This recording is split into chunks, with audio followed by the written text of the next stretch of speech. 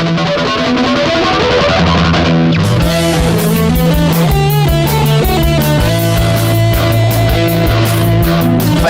Monsoon. Welcome to the Monsoon. Hello, everyone, and welcome back to another episode of Atomic Monsoon. I swear we just did this. Yeah, deja vu. Almost All over again. We do a show every week. I mean, yes, but it feels earlier this week because it is earlier this week. Yeah. So. You know what I didn't hear? What's that? Who did our theme song there? Oh, well, that would be the fine folks at Def M Records. Oh, that's right. It's the Def M All-Stars. In fact, I had a conversation with one of the representatives of Def M Records. That's a very difficult sentence to say, over the weekend. And he said that they may be making our theme song available for purchase soon. Oh, really? No way. Yeah. My new ringtone. Yeah, so if people are interested, let us know. Yeah. Let us know so we can hit us up on social medias at Atomic Monsoon and Atomic_Monsoon on Instagram, and find us on Facebook. Just look for Atomic Monsoon, and coming soon to YouTube. Yes. Yeah. The tubes of you. Yes. Not quite yet. We're still working on working out the bugs, working out the kinks, everything. Yeah. But we know there's some people that like their podcast via YouTube rather than having to go hunt through apps and stuff. So. Yeah, that's why I don't use iTunes or many of those other things. I just use YouTube. I have YouTube Music and I have the YouTube Red. And I like that. It's like, oh, hey, there's a podcast I want to listen to this now and long. I'll just download it real quick, and then I can listen to it in the car. I can have it, play in the background wherever I do. Sure. Yeah. I mean, most of my friends, they listen to a lot of podcasts. A lot of them are on YouTube. So. Yeah. I figured, this is one more place for people to find us. So. Yay! Another place. Yeah. And it also, with most smart TVs now, you can even listen to it on your TV if you wanted to. That's true. On there. Wow. Yes. Getting fancy up in here now. Yeah. So, I just figured more availability means more places people can find us. More places our fans can share us, right? So, exactly. Yep. And soon you can share even our theme song. Yeah. Yay. So that'll be great. There we go. Yeah. Yay. So what we got going on in the world? Speaking of fans and, sharing things. Yeah. So I failed to mention it last week when we were recording. Okay. But the Kickstarter or GoFundMe, I'm brain farting on it now, but Was it Indiegogo? Indiegogo for... It's one of those. Yeah, it's one of those, many things. But the Vox Machina crew, the people over at Critical Role, they're up over 8.8 million now. Wow. Within like the first 15, 20 minutes of the show last week, they hit that 8.8 million mark. And it's still going, so... Still going? They're setting records all over the place. Like they were trying, maybe we can get 750,000. Let's try for that. Right. They have blown that out of the water. It's over. It's almost so they're 9 doing times what they a asked for. full series now of the animation that they were trying to do. They're doing a bunch of other little bonus things and stuff that they're going to throw Andy, out you there could as say well. it's over 9,000. It's almost over 9 million. It's almost 9 million. I know. Yeah. You kind of set up the jokes. I'm like, I gotta finish it. So. It's almost 9 million. There you go. Yeah. And you might want to adjust you might want to adjust that when we. No. Okay. Your ears get to bleed now. Okay. Speaking of numbers in the thousands. Oh yeah. DC Comics made this announcement actually Friday while we were recording our last episode. Oh. They posted that they will be adding 2,739 comics to the DC Universe app this week. Ooh. Holy crap. Yeah, so if you are subscribed to the DC Universe, which is the thing where they have the Titans and the Harley Quinn show and all that stuff. and all the movies and everything. Yeah, they had a selection of comics. Yeah. Their plan is to add all of their comics eventually. They don't have all of them digitized. Yeah. So this week... There's some that they don't own at all anymore. That's entirely true also.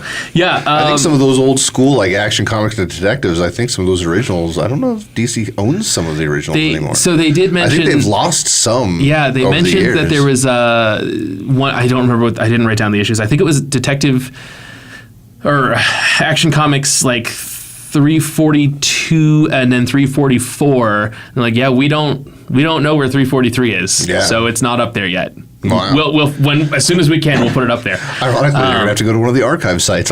Yeah, right. But yeah, so this week, so as you're listening to it, it may already be up there. 2,739 comics. I would list what they are, but it's DC, so it's all the Superman stuff, all the Batman stuff, all the Titan stuff, all the Justice League stuff. All of it. Do you know like what time frame? Like, what are we looking? They said everything that they currently have digitized from the Golden Age, Silver Age, and Bronze Age. Wow. Okay. So basically up through Crisis. Okay. Nice. Cool. Yeah, and they have 12,000 comics that they want to get up there as soon as possible. Yeah. It's just a matter of getting all the digital stuff, getting them all ready to be put in digital format, right? Don't they already have a lot of comics already on there in digital format? Yes. Okay. Yes. And they said that they'll keep updating stuff, and it's going to be... Because you would think they would be able, since they've been doing digital, everything they've put out since then, they'd be able to put on there. You would think. Right. Depending on licensing issues and things like that. Yeah, I'm sure there's... and so part of this is it's a stress test. Yeah. They want to make sure that their servers can handle that much content going through at once. Okay. And they have asked their users to report any problems, any bugs, any issues that they have. Basically, hey, if you're already part of it, you're in this beta test, and as part of the beta test, here, have almost 3,000 comics. Okay. Hey, put a note on there for me when they Okay. when you're making your comments. People put hey, where's my Xbox app for this? Nice. It's not a bad idea. I want to watch some Doom Patrol on my TV. Yeah. There you go. Which, you can do with Atomic Monsoon once we're on YouTube, Yeah. but you can't do it with the DC app. No, unfortunately, I don't have it. Well, I mean, I'm sure you can. I'm sure there's some way to do it. Just Sure, right. The setup that I have, I personally don't have. Right. No way to do it. And while we're on the DC topic, they remember like a year ago they were doing those 100-page giants. They started those 100-page giants. I can never exclusive. find every time I go to Walmart. I just find an empty box. Right, exclusive to Walmart, and sometimes you'd find the empty boxes. Yeah. And it was here's 100 pages, and most of it's reprints, but we're going to give you like 10 to 12 pages of new content each issue. They finally the 1 year exclusivity contract has expired. Yeah. And so, or will expire soon. And so DC have announced that they are going to start collecting the original stories printed in those. They're going to collect them weird. They're not just putting out like a trade paperback, which I thought they were going to do, but they have said instead they're going to take 2 parts and put them in 1 comic issue and release them as 6-issue miniseries. So Josh is giving me a really blank look. So loading. There's a lot of math there. Yeah. So of those 100-page giants, meme. So of those 100-page giants, basically 10 pages were new story. Yeah. Right. So they're taking, like, for example, part 1 and part 2, and they're going to turn that into issue 1 of Batman Universe by Brian Michael Bendis and Nick Darrington. And then parts 3 and 4 will become issue 2. Parts 5 and 6 will be issue 3, and then they'll do 6 issues of that. Okay, so are they doing like dollar comics on these things? I don't know. There wasn't a price point listed. Yeah, the thing I said. I love you, DC, but I'm not spending $4.99 for a 10-page comic book. Well, that's why it's a 20-page comic book. They're taking 2 parts. Okay, 2 parts of it into one. Right. Oh, okay. So 2 parts of the original story become 1 full-length comic book. Okay. Right. So they might be $3.99. They might be typical comic price, but if you don't have the 100-page giants, which you probably don't. No, because every time I went to Walmart to go find one, man, I'd get there and they'd be like, oh, there's the box that they're supposed to be in, but there's none left. Yeah, and I found a couple the last time I was at a Walmart up in my neck of the woods, but by that point, like, we're 9 issues in. Like, like, the reprint stuff would be cool, but... Yeah, mostly I wanted for some of the, like, those reprint stuff that they did, like some of the Teen Titans stories and some of the Superman ones and things like that. Those were fun stories. They're worth reading.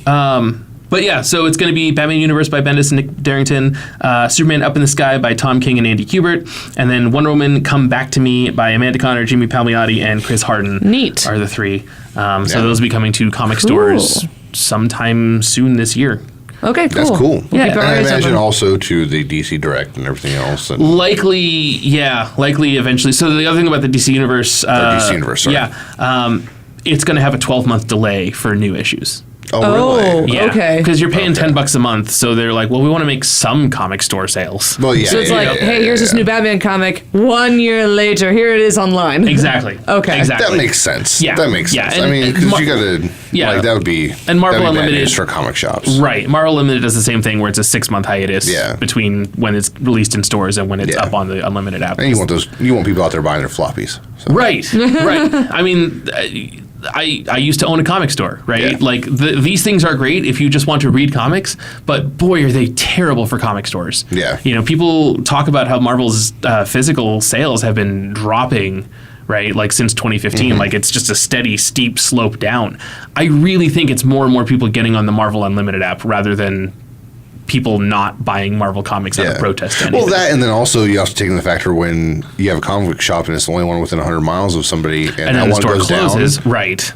All the people that are going to that comic book shop within that 100 miles Are suddenly not buying comics. Are not buying comics anymore. Yeah. So, the industry is very volatile, and it is not helped by Diamond Comic Distributors, which is a segue.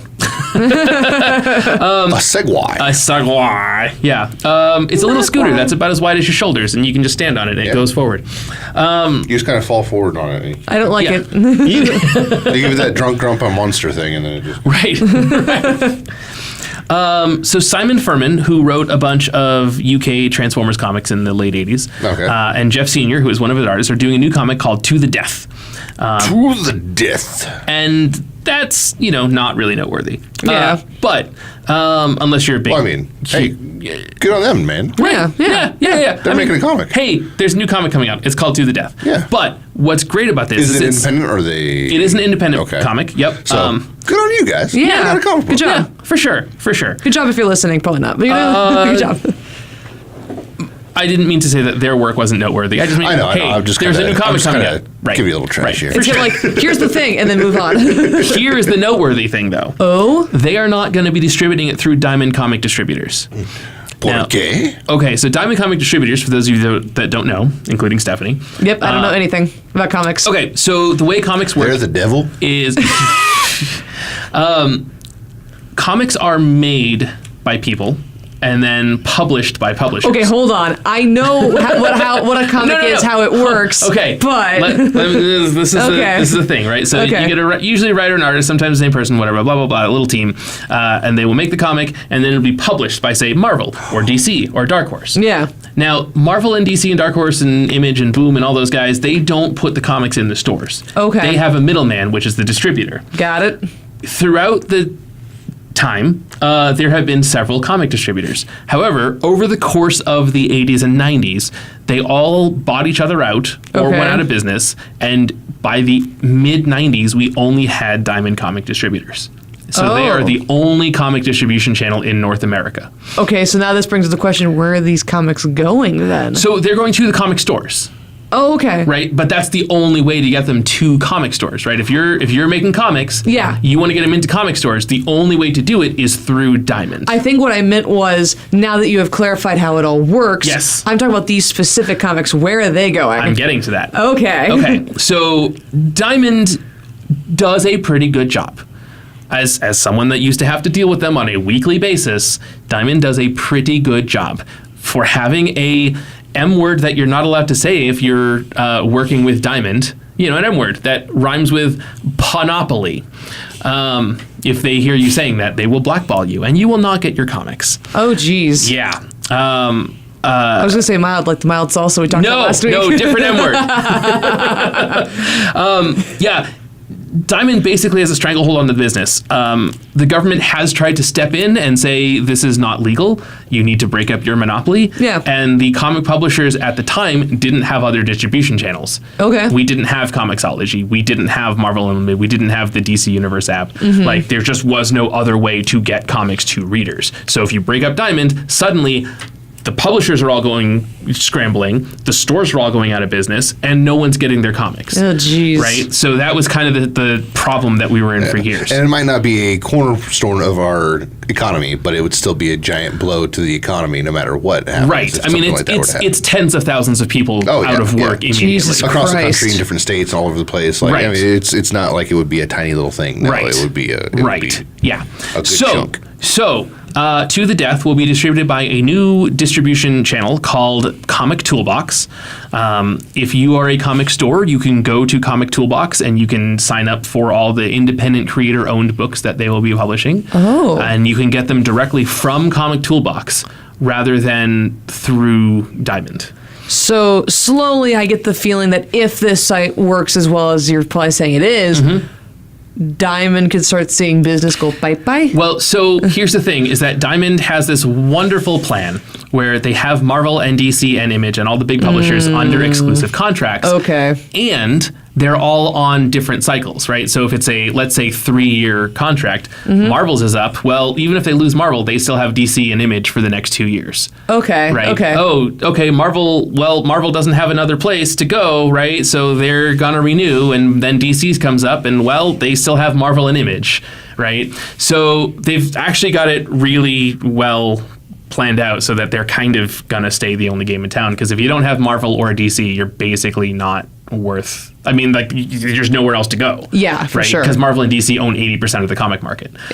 Yes. So, so this is going to be for smaller publishers who, if you don't want to deal with Diamond, great. If you can't get into Diamond because your sales, Diamond has, like, you have to sell at least this many copies before we'll even advertise your comic to go into stores. Oh, jeez. Yeah. And if you advertise it and you don't meet that, then we cancel your orders. And it's that old catch-22, like, we won't sell your comic, but you got to sell comics for us to sell your comic. Right. Wait, exactly. what? Yeah. Question mark happens. We heard you want to sell some comics. Yeah. But you have to sell comics first. Yeah. Wait. For us to sell your comics. Right. Whoops. Again, I will say my experience with Diamond is that probably like 98% of our stuff went A-OK smooth, no problems. Yeah. Right? So, like, is it bad that they have monopoly? Absolutely. Right? That should not be allowed. It should not have been allowed to happen. It's not their fault that all their competition went out of business. Yeah. But, you know. Well, I mean, how much of that was them Some of it was them undercutting and buying out? Some and of it stuff was like them that, buying too. people out, but by '94, I want to say there was Diamond and Capital City, and Capital City just went bankrupt when the industry collapsed in '96. Oh. So, like, Diamond, that's literally not Diamond's fault that their competition went out of business, right? Which, I mean, like, whatever. It is what it is. But at least here, someone's doing something about it.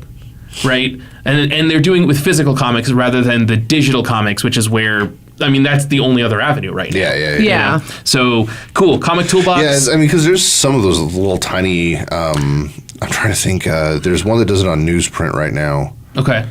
And I know for a long time Zenoscope wasn't through Diamond, so if you liked TNA fairy tale books, because there's a few get them little directly through independent Zenoscope. comic companies that are on their own label kind of thing and like, printing their own stuff kind of stuff and distributing on their own, not through Diamond. Right, but I will tell you that as someone who was running a store, having just one place to go for all my comics and one place to go for all my games and one place to go for all my other like supplies, like it was a lot easier when I had fewer avenues, right? Yeah. So like I have also to go through 5 different catalogs and be like, okay, this person I'm ordering this from, and I'm ordering this from, Right. and I'm ordering this from. Yeah. Makes it a lot easier. Right. Yeah, for sure. But yeah, so hopefully this works out, and getting Simon Furman and Jeff Senior, who are industry veterans. Yeah, it should help.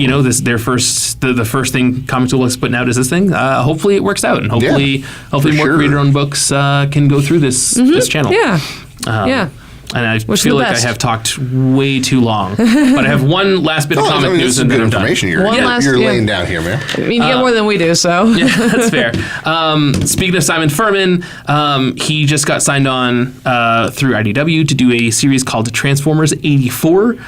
Number 0 is coming out later this year. It'll be drawn by Guido Gui, and it's going to be a prequel to the original 1984 G1 comics. Okay. So for you Transformers nerds like me, if you want to find out what was going on before the Transformers came to Earth, the guy who wrote the majority of the Marvel Transformers Wasn't that kind comics. of Beast Wars, though?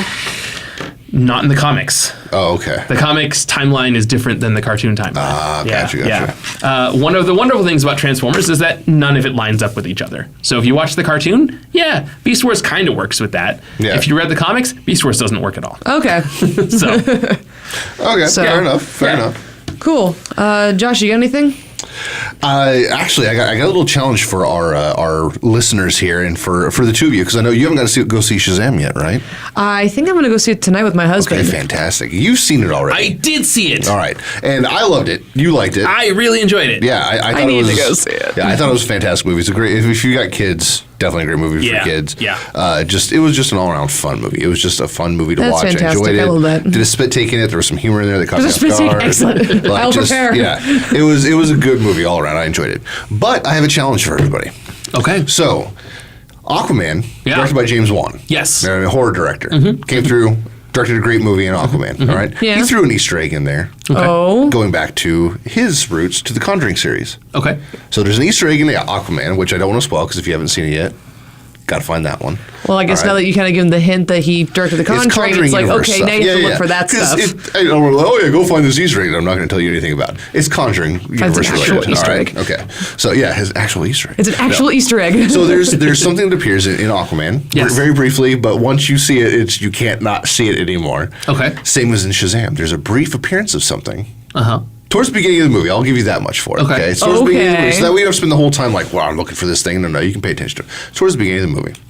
And they do a brief Easter egg from something coming from this director's background, which is also the Conjuring universe. Oh, dear. Oh. This Oh, dear. director was the director of Annabelle Creation. Oh. Okay. So there's two references now in two consecutive DC movies to the Conjuring universe. Oh, dear. And ironically, in the DC pantheon, the Greek gods, all those exist, as well as the Christian deities. Yeah. So it all works out. The Yeah. Conjuring universe and the DC universe are all one. Oh, good Lord. But my challenge is to see if you specifically, because you're going to see it again this weekend, Andy, if you go see or going to see it this weekend, if you go see it again, for you to keep an eye out for it. And our listeners, if you haven't gone to see Shazam yet, go to it and then go ahead and send us a tweet, Facebook, whatever you want about if you caught What the Easter the egg Easter is? egg is Okay. for the Conjuring universe in Shazam. Okay. And if you saw the one in Aquaman as well. I mean, it's out there. You can look for it and search for it, but don't cheat. Don't do that. Go watch Aquaman again. You can rent it. You can go Redbox, costs a couple bucks. Watch it again. Or if you own it already, like me, check it out. See if you can. See if you can catch it. Again, pretty early in the movie that the Easter egg pops up. Okay. In Aquaman as well. Okay. So, but I'm challenging people. See if you guys can spot out. I'm curious to see who spots it. And if you already know what it is, post it on our comments. Let us know that you found it. What you saw and everything. Just I'm curious now to see how many people recognize it because I caught it right away. It was for me. It was like, holy what? Okay. A part of me wants to do this challenge just to, be like, okay, can I actually find it? The other part of me is like, I don't really want to because they are horror films. And I'm like, I don't really want to know what I see in the background. Yeah. But then also, this was just something I wanted to ask you guys about is, okay, so Marvel movies, like they've got a formula. They're going to keep doing their stuff. Right. They're They're going to making be pretty bank. successful no matter what. They know what they're doing. They've got their system to it. Yeah.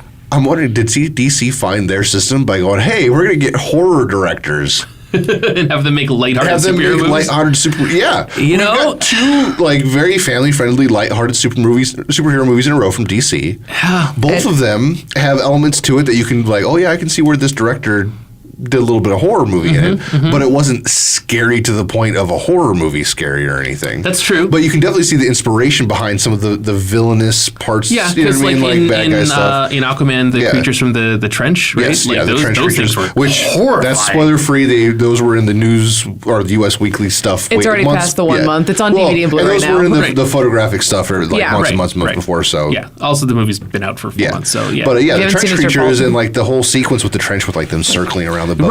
Right. You could totally see the horror movie influences there from James Wan on that. And Shazam, it would be spoilerish, but there's a group of 7 there's some bad guy elements to it that you can definitely see the horror influences on. Yeah. So what I'm hearing is that those that make horror movies have a dark, twisted sense of humor. Possibly. That, I don't know, that easily translate into a really good superhero movie. What I'm wondering is where the correlation between being able to make a positive, uplifting superhero movie and being a horror director lies. Where's the correlation between those two things? I don't know. I don't know, but I do think it's interesting that the Russo brothers were often directors on Community. Yeah. And then they went and made Winter Soldier, which was like the least funny Marvel movie. James Gunn That is funny. got his start doing stuff for Troma Films, which is a lot of horror stuff. Yeah, and one of his best movies, Slither, Okay. which he directly Easter eggs in the first Guardians of the Galaxy movie. He does.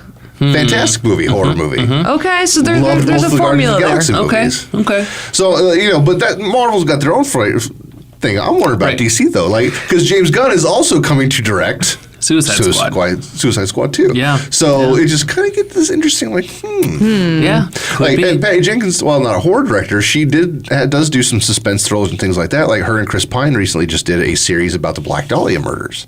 Okay. That was on TNT. Okay. So, just there's where she wasn't directing that, she was producing it, but she also has a very extensive background in a lot of different things. And I love Wonder Patty Woman Jenkins. was a fantastic film, and I'm excited for 1984. And also, pretty uplifting superhero film. Yeah. So I'm wondering, maybe if DC might have found something here, hey, let's get some people that do some dark, gritty stuff, but have them do it lighthearted.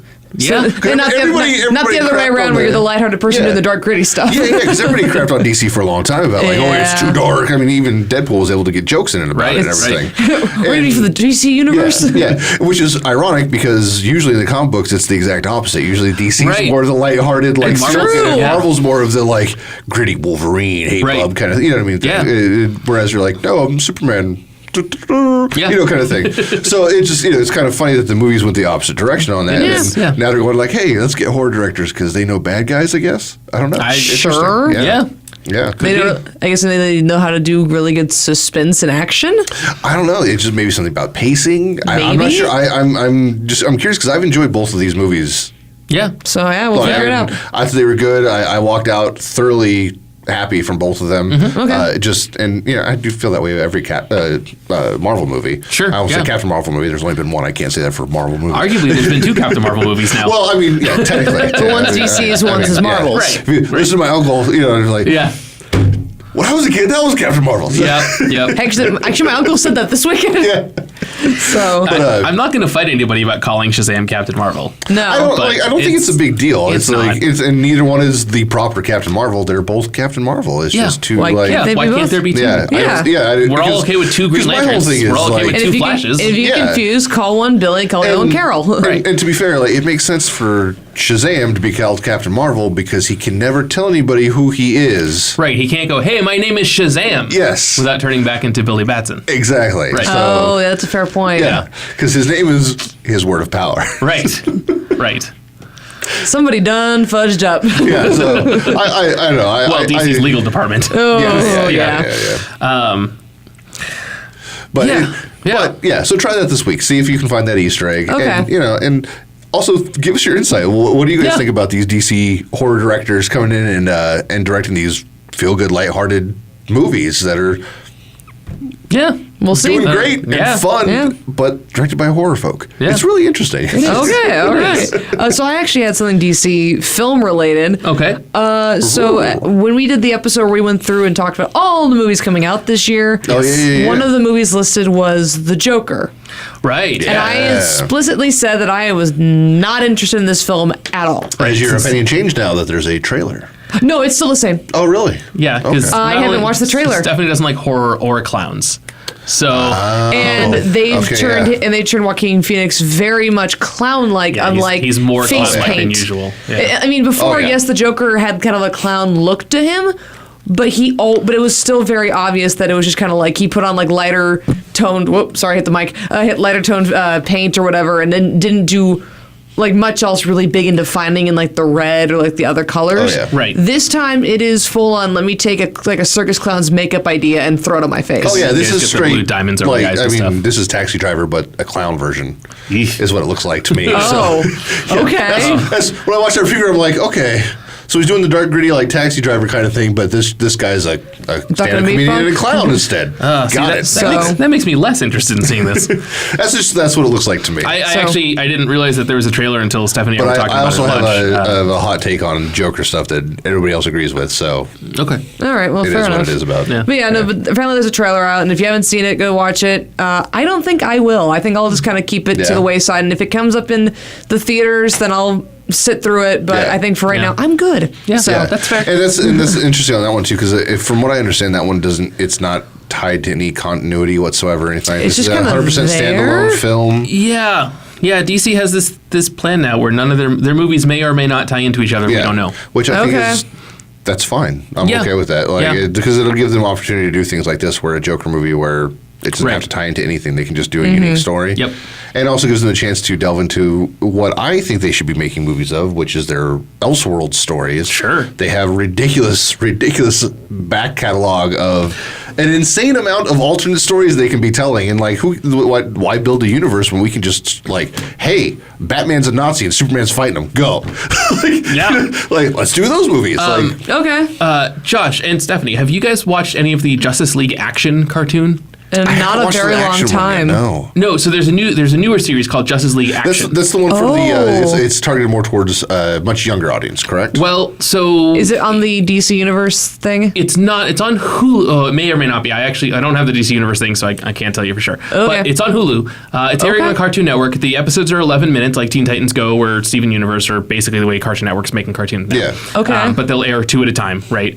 But my buddy was showing me something over the weekend where one of the episodes is it's a Halloween episode. It's called Threat or Treat, or Trick or Threat. Okay. It's a House of Mystery episode.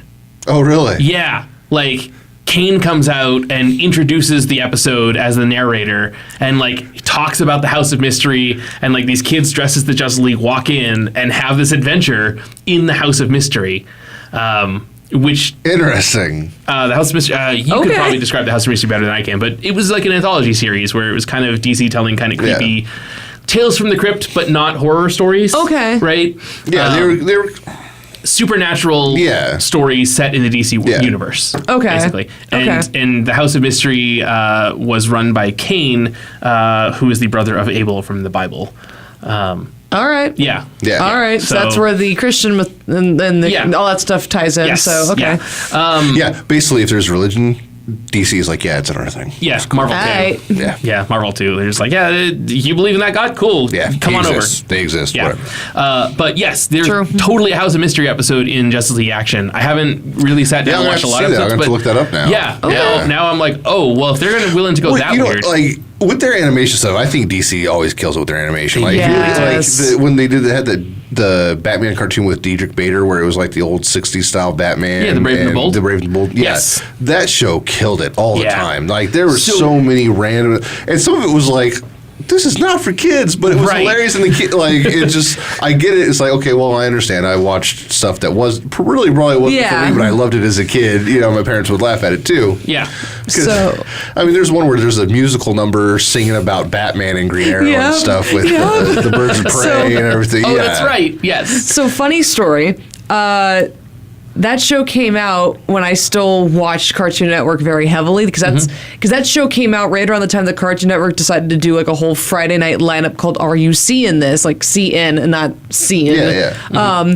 And it consisted of the shows interchanged occasionally, but it usually consisted of the same kind of 4-esque action-esque shows. The one that started it off for at least the first few years they had it was Batman Brave and the Bold, and so I watched the next 2 shows after that, and then watched Star Wars: The Clone Wars. So I have seen almost every episode of Batman Brave and the Bold, and it is fantastic. I remember that episode. When anybody asked me about that, what was that? What was that show like? And I just always kind of sum it up. It's that joke in Spaceballs with what's the matter, Colonel Sanders? Chicken. That's basically every episode of Batman Brave and the Bold. Is that kind of humor? Yeah. But done so well. It's like Batman and it's like the Scooby Doo episodes where Scooby Doo teamed up with all with the Harlem Globetrotters and stuff. And Batman. It's totally those kind of episodes. It's great show. Yeah, the format for Justice League Action is that it's basically Trinity team up. Okay. Right? So every episode has Superman or Wonder Woman or Batman or some combination of them with some other DC hero. Okay. So like the Trick or Threat episode, it's Batman and oh crap. Batman's Zatanna, because it's written by Paul Dini, so of course Zatanna's in there. Who was the third one? Dr. Fate and John Constantine. Okay. Oh, that's interesting. Well, it makes perfect sense for the House of M. Right, I mean, for the House of Mystery. House of Mystery, sorry. Yeah. Dial for Murder, those whole crew. Right. I hear Dr. Fate and Zatanna, and all I can think about is the stuff that's happened in the Young Justice animated series, so I'm like, Yeah. Along those lines. Okay, cool. Yeah. And then John Constantine's just in there, because why not? And instead of smoking cigarettes all the time, he has lollipops. That's fantastic. It's so good. That's fantastic. It's so good, man. Yeah, if you want a nice, lighthearted way to introduce the next generation of kids to the DC universe, Justice League Action is doing. And I'm saying this I've only watched like 3 or 4 episodes, so I gotta get into it. You're not even a DC guy either. I'm not. But the fact that you know what House of Mystery was, that warms my heart a little bit. So again, I'm not necessarily a DC guy, but I am a comic book guy. That's true. So like my DC knowledge. Fair, though, I've met a lot of guys that even own comic book shops that still don't know anything about the other school of comics that they don't read. That's unfortunate. I when I had my store, I was trying to read more DC stuff than Marvel stuff, which was tough because I was already reading half the Marvel universe. Yeah. But I was like, if I'm gonna put this much time into one side, I gotta put it into the other. Yeah. Yeah. You know, and so I read a lot of stuff. Okay. Because I needed to know my product. I needed to know what I was selling, right? You gotta do what you gotta do. Yeah. It makes perfect sense. It makes sense to me, but I'm a person that devours comic books anyway. Right. So, but speaking of, kind of going back to the trailer stuff, another trailer dropped this morning for the Addams Family. Yeah, I read something about them doing an animated version of it. Yeah, it's like a weird like claymation because thing. Raul Julia nailed it. Sure. Which should you ever do anything again after that? I don't know. Question. Well, but here's the thing: is Raul Julia didn't define the Addams Family. No. Right? No. Like, was he great as Gomez? Absolutely. But he's also not John Astin. Yeah. Right? Fair so, enough. like, our generation definitely grew up with those movies. It's kind of a random property to be bringing back again now. Yeah. So Stephanie mentioned this to me at lunch, and I did watch the teaser trailer that they put out. I realized that like Addams Family is kind of one of those weird things where like it started as a newspaper strip, right, and then became the TV show, and then kind of lay dormant for like 20 years, maybe 30 years. And then they did the movies in the early mid-90s. It was always in syndication over that time. It was, but there was no on afternoon TV every day for like 30 years. But there was no new stuff. No, there wasn't new stuff. Because I mean, like the 90s movies, that and like the Munsters. Sure. Those absolutely, like our generation, we know what those weren't new at all when we were kids. Right, but I watched been Munsters on the air forever. I watched Munsters at night every day. Well, or afternoon school or anything like that. You know what I mean? They were on all the time. Those old classics, Mork and Mindy, all that kind of stuff. Sure, So. But when you go and you think about it, right? Like so we got the Addams Family movies in the mid '90s or whatever, and then there was that animated series that was based on that. Yeah. And there's been no Addams Family and anything since then. Fantastic NES game, Fester's Quest. Sure, right, okay. We can call it fantastic, I guess. I love that game. I didn't own that game. I will die on that hill. Rest in peace, buddy. So the only reason why I know the Addams Family is mainly because of my family, and I've also seen the movies. So yeah. Don't forget, MC Hammer did the soundtrack for the second. That's right. Oh my God. Groove. Yeah. Okay. So, but that was the other trailer that I had because that released today, and I watched it, and I'm like, okay, sure. Yeah, it's got a lot of big names in it though. For like I loved the first Addams Family movie. The second one was kind of hit or miss, but the first one was so good. The humor, there was so much subtle humor in there. The second one had that awesome speech where Wednesday was playing the Native American girl in the camp. That was great. The whole that scene where she's talking about like your people will drink highballs and my people will sell knickknacks by the road. The villain I didn't really care about too much in the second one. Although I have to give credit to Christopher Lloyd. Angelica Houston? No. Cusack. Wasn't she Joan Cusack? Wasn't Joan the... I think she was, Yeah, I think she was the villain in the second one. Yeah. If I'm getting that wrong, I'm sorry. It's been a while since I've seen the second one. But, came out in like 1994. Yeah, everybody in those movies was fantastic. I loved everybody. And I didn't feel like that villain was as strong as it was in the first one. Sure. But like the camp scene justifies that entire movie. The whole camp... Yeah. Storyline justifies a lot of stuff in that movie. Nice. So, Yeah. Do we have anything else? Well, I can switch it up a little bit. Oh, yeah? Right? Yeah. So Walmart just put up a bundle for the Nintendo Switch. Ooh. See what I did there? Switching it up. Yeah. Switch bundle. So it's a Build-A-Bundle. Like a Build-A-Bear? Yeah, Okay. kind of. Like, are we talking like build a bundle like Nintendo Labo build stuff, or are we talking? Well, so here's the deal. It's $329.99, which is $30 more than a Switch costs. Okay. Right. So you get your choice of either the Switch with either the black Joy-Cons or the red and blue ones. So however you feel about your controllers.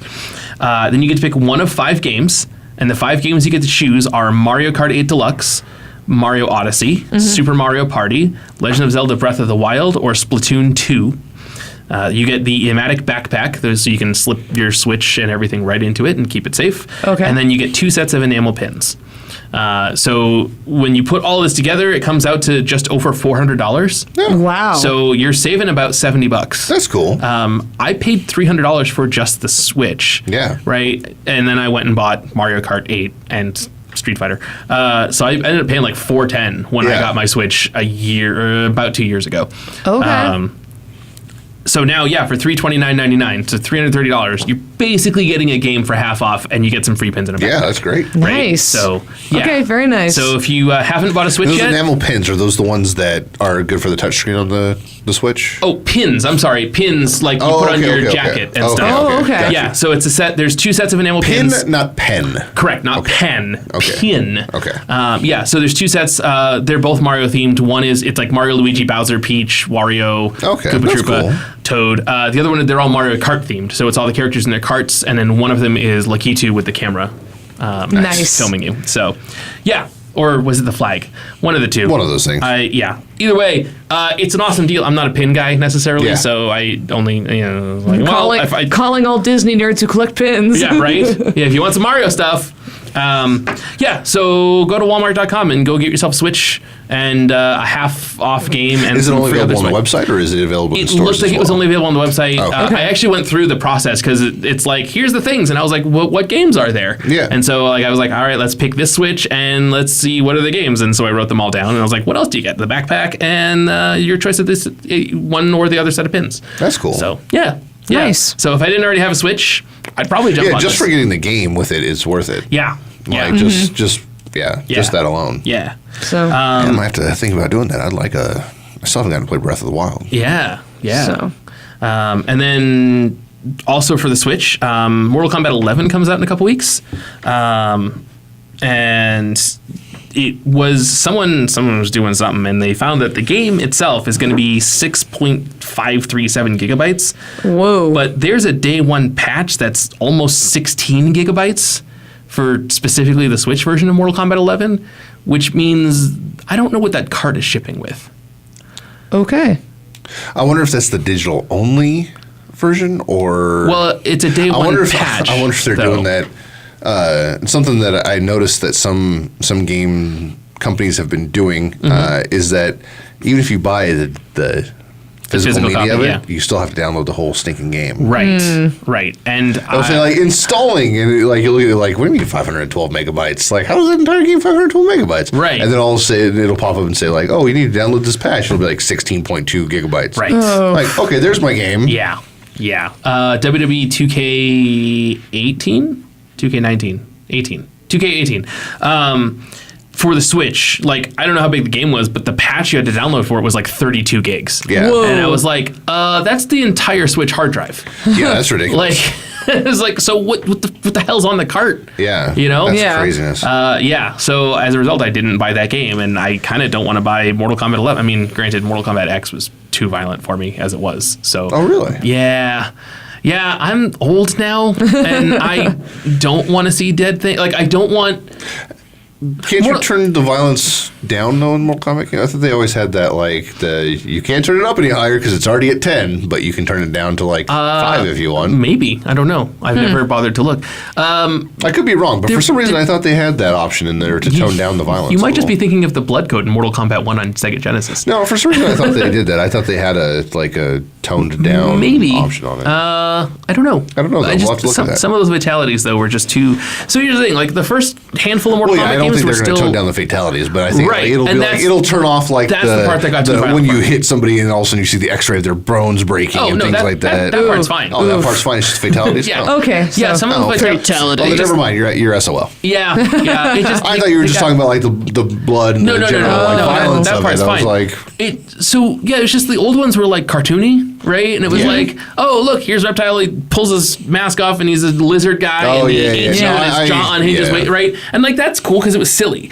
But like the new ones they're like really brutal. It's like he'll like pin you against this wall, rip your heart out, break it in front of you, and then like smash on your face type thing. Like in Mortal Kombat 10, one of Scorpion's fatalities involves like him like putting you through a portal with his spear through you, and then he's hanging you, and he cuts your face off. Okay. It's like, all right, the part where he's like hanging you with the spear through the portals and stuff, that's neat, but why is he cutting your face off? Like that's, and I might be conflating a couple different fatalities there, but it's like the I'll kill you till you're, it's like the I'll kill you even when you're dead type thing. Yeah, like it's literally overkill. Yeah. They'll saying you can't kill this what's already dead. Yeah. We'll show you. Yeah, right? Kills again. Hold my beer. Yeah. Yeah. So I probably wasn't going to buy Mortal Kombat 11 anyways, but since I don't have a PS4 or an Xbox One, I would have had to get the Switch version, and I don't want to fill up my entire hard drive. That's fair. That's understandable. Just a day one patch. That's understandable. So, yeah. Speaking of patches, I don't know if anybody out there is still playing Anthem, but if you are, there was a big quality of life update today for Anthem, so I'm going to check that out at some point. Well, I should say today, as of the time of us recording this. Sure. There was a quality of life update. Okay. So I'm going to check that out later, and if anybody cares, let us know. I can report back on that. But just for those of you out there still chugging along with that game, quality of life update. Other things, there's more controversy on the Borderlands 3 thing, Epic Store exclusive. People aren't happy about that. Some people are. Take it how you will. Sure. It's mostly just a PC issue. Those of us who are playing on consoles, doesn't matter. Cool. Okay. Whatever. It's completely a PC issue, so that's all on those people. But we got more information about that, the release date and stuff like that. There's like 20 different versions of the game you can pre-order now. Jiminy Christmas. Yeah. The re-release of the pre-sequel, I've gotten further into that. Okay. Did a real good job with it. Nice. They did enough updates to it to make it good without changing enough of the old game to really do anything that you're like, oh man, they did. Like, okay. Cool. So quality game. If you've got the PC version of that and that update, definitely go check it out. Nice. All right. Nice. Cool. So, how much time we got left? What have we got? I feel like we're reaching the end of our episode. We got a few minutes. Got a few minutes? Yeah. WrestleMania was this weekend. It was? Ooh. Yeah. So I just a couple quick notes real quick.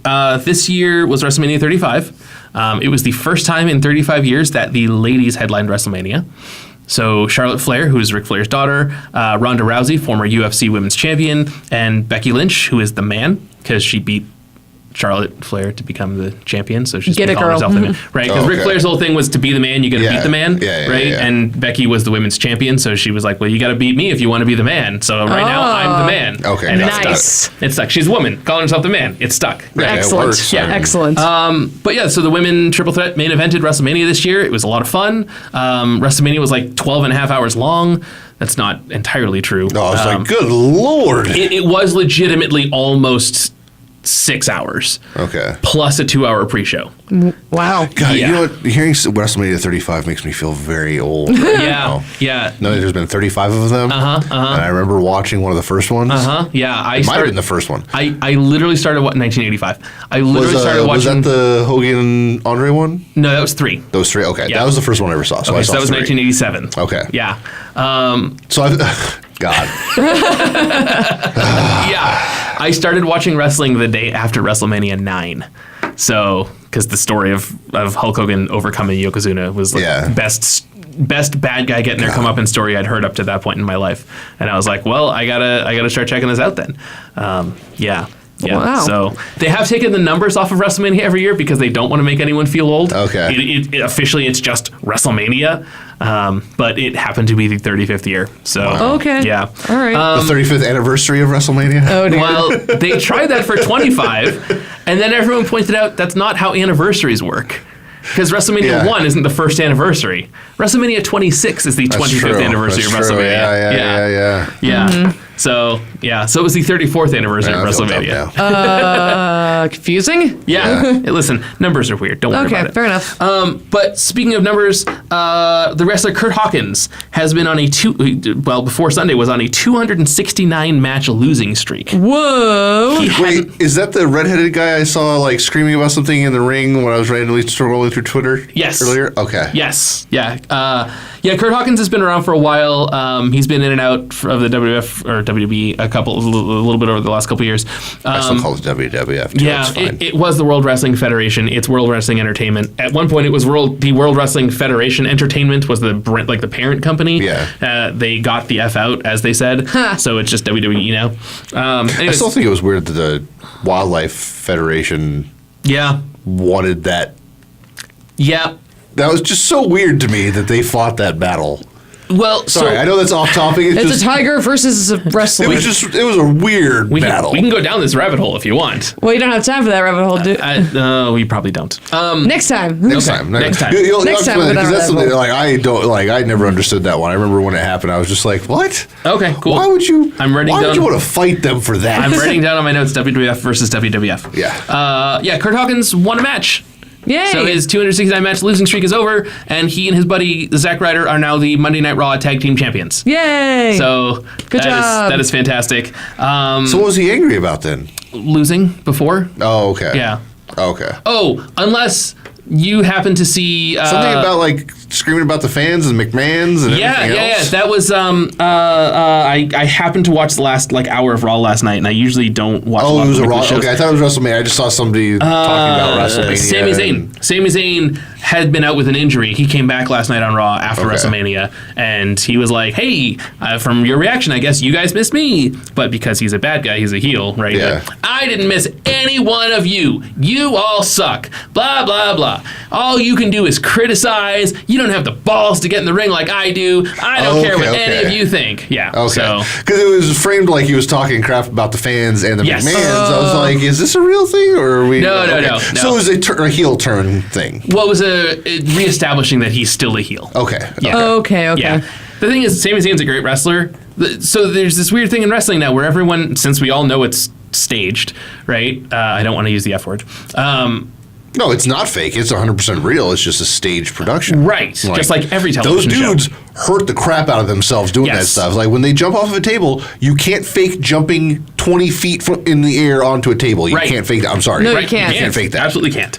But now, you can fake getting mad at the guy that threw you off the 20-foot drop onto the table. You can totally fake that part. Absolutely. So because we all know it's staged. Yes. People are more accepting of villainous wrestlers if they're really good at what they do. Yeah. Okay. Right? And so Sami Zayn is supposed to be a bad guy, but he's really good at it. And so we all appreciate the effort he puts in. Yeah. We should all be playing along. Ted DiBiase was the bad guy, but people always loved Ted DiBiase. Right. You know? Yeah. Because the $1 Million Man may be the best gimmick in wrestling ever. Yeah. Especially The Undertaker wasn't always a good guy. No, but we always loved him. Yeah. And so Sami Zayn hadn't been around for 9 months because he'd been out with an injury. He came back, and everyone cheered because they were excited to see him.